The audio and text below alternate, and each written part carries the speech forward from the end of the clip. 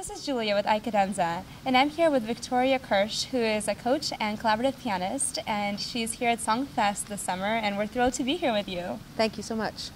My first question for you is, you actually do a lot with opera companies. You worked with Los Angeles Opera quite a bit. Mm-hmm. Do you find that working with singers in preparation for an opera, where they're going to be working with an orchestra, presents a different challenge from working with people preparing for song repertoire on stage? I think it's a different scale. It's not the same as presenting an entire character for an entire evening, where you'll have sets and costumes and an orchestra to support you in that vision. The exciting and terrifying thing about doing songs is that each individual song has its own set of characters and sets and costumes and milieu and relationships, and all of that has to be conveyed within a 2-3 minute span.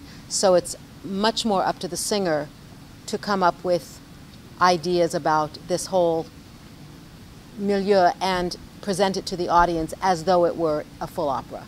So there is a difference of scale and a difference of individual imagination in that oftentimes what's presented on stage as an art song, or as a song even, is the product of the singer and the pianist coming together, often with advice from coaches and from teachers, and in Songfest's case, composers themselves, giving them an eye as to what kinds of things could be brought to this song. But essentially, it's a singer and a pianist being their own stage directors and set designers and costume designers.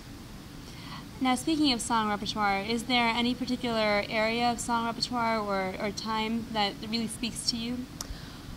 Oh, so many of the different categories. When you look through the Songfest catalog, you see just class after class of things that if I weren't in the middle of coaching, I would be just going and drinking in all of the information.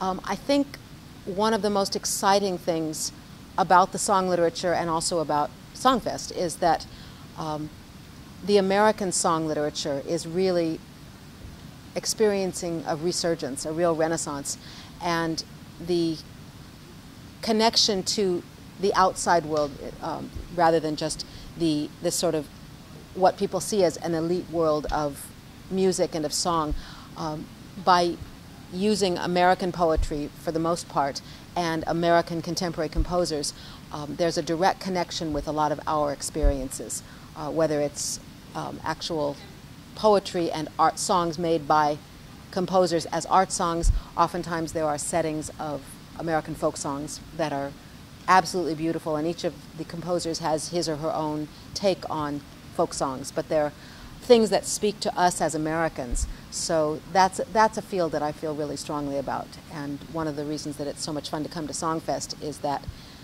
there are opportunities to watch composers talk about their own work, to give clues as to what they really meant when they wrote a particular thing or when they said a word a particular way. And I think that's an incalculably important relationship to form between composers and the people who realize their works. So. Now, here at Songfest, you work with so many young artists, both pianists and singers. How do you recommend a singer should go about looking for a coach? Oh, that's a good question. I think there are a number of categories of coaches per se. There are people who've had quite a bit of training in voice themselves and who can be seen as sort of adjuncts to voice teachers.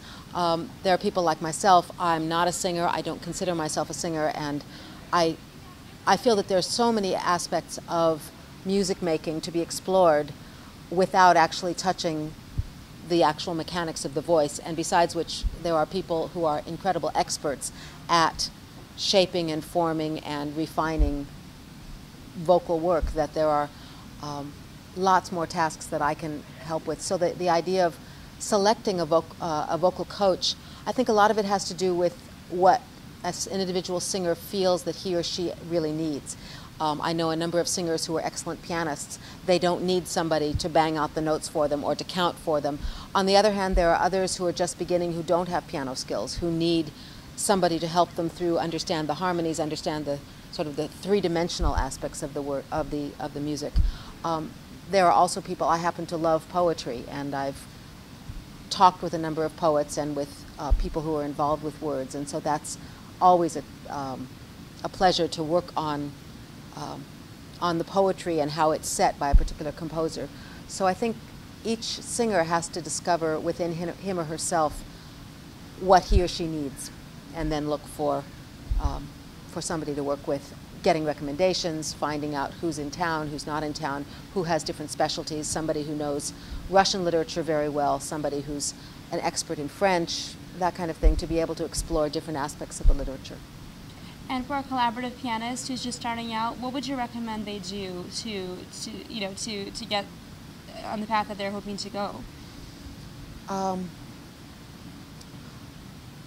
Listen to singers, listen to instrumentalists, explore the poetry first off, or if they're looking at vocal music, but even if they're not looking at vocal music, looking at the way language works and how that influences the way composers set poetry and set even instrumental music, how it sings.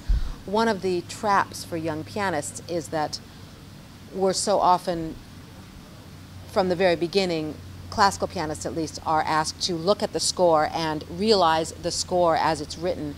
And one of the joys of working both in opera and also with song is that you get a chance to go much deeper than the actual 2 lines or 3 lines of a piano part. And for any beginning pianist who's interested in looking at the collaborative world, making sure that the very first thing they do is look at the lines other than just the piano. And you've been doing this for so many years. What keeps you so inspired? Oh gosh, new singers, new music, the performing, not just getting up on stage, but every time you get on stage or you work in a collaboration in a coaching situation or a lesson or a master class, it's a chance to form or reform a relationship. And just as every moment that you would spend with your loved one, whether it's your mother, your father, your lover, your sister, your brother, each moment is new. Just in that same way, every moment that you spend collaborating with another musician is a new moment, and that's it never gets old, because there's always, singers are human, instrumentalists are human. There's no such thing as perfection. It's just making music together. And as wonderful as the music end of things is, we all know that this is all a business, and trying to succeed takes a different kind of mentality. Do you have any thoughts about that? I think being open to the world as it's changing, the 21st century, the use of the internet, the availability of historic performances, of being able to gather information in a lot of different ways. That's one thing that's very important for every musician, every artist, to explore.